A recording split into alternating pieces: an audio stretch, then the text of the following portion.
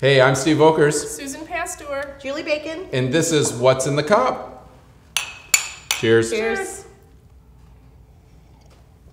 So we've been talking about networking in this video series, and we just really want to wrap it up with how do you follow up, right? So the critical component is you went, you met people, you have a pocket full of business cards if you brought business cards and received, but you hopefully did what we told you to, right? In connecting with another human being. Now it's how do you take that connection to long lasting, right? So advice, ladies, you have? I get business cards. I have a special place in my purse. I put them. And B, I text myself after I walk away with various ideas that we talked about at that point in time. And then as soon as I can, the next morning or afternoon when I'm back in the office, I send an email, make a phone call, and that way with my text and the business cards, I can remember exactly what we talked about and how I was of interest to somebody or how I could help them. Right. Yep. That's Susan, what I do. you got anything? Yeah, one of the things I like to use is the electronic business card on your phone. I will text them the next day, my electronic business card, because people give us their cards, but then they have to actually key it in to make sure that they're... That's a good idea. Yeah, and it has your picture and all of your information from your office. If you don't have one, make one. If you don't know how to do it, call me. And then you text it as a follow-up to say, I want to make sure you have this in your phone. It was a pleasure to meet with you. And then 2 or 3 days later, call back for coffee or a personal note, something like that. Yeah. I have definitely learned something today. Yeah. So I use Facebook. So Facebook is my follow-up.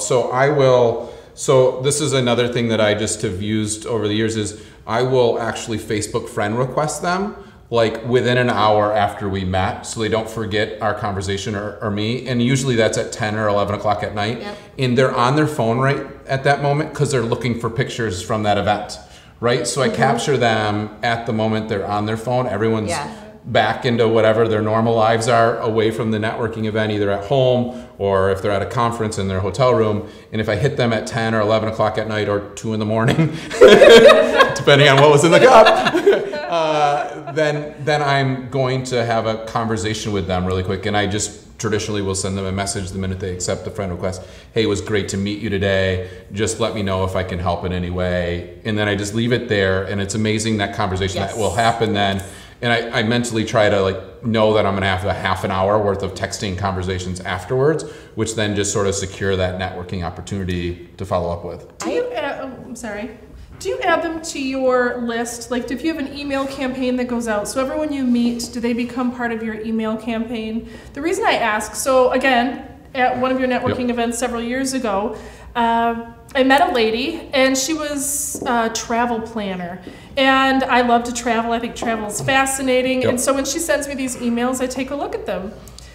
I haven't needed her services. I was trying to book a cruise. It was too complicated. I just couldn't figure it out. So literally for 2 years, I've been in her drip campaign, really haven't spent a lot of time, and I called her 2 years later. So putting someone's contact in doesn't mean they're going to turn around and buy a house from you in 3 weeks or 3 months, but you've added them and the repetition counts. Yeah, I mean, it's a balance between spamming and not, right? So as long as she's bringing something of value to you, I think is the key. Because I like travel, so I didn't put it in my spam because I just wanted to see it. So real estate agents, right, or lenders, right, if you're gonna just send out your weekly email blast that's provided from the lending institution that you are, I have 8 of those on Monday and 5 of them are the same, right? So just be careful if you're going to add me to a list that is something of value. And you're balancing that value in based on the relationship that you want to occur. But I think it's similar to what you said about don't scan, right? Don't scan me. Yes. If you add them to a list right away, are they going to feel as though that relationship was not the human connection that they wanted to? So I think it's great if that person, which I'm sure she had awesome photos and great deals, so it was valuable for you.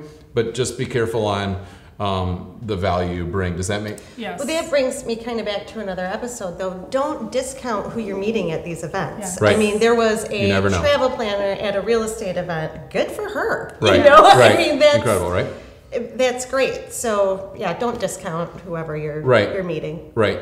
Well, and it's about relationships. Networking in and of itself is building relationships with other human beings, and who knows what comes of it, right? We were at a conference or at a luncheon yesterday, and a big company talked about karma, and what you put in, you get back out, right? And they don't worry about the back out. I was No.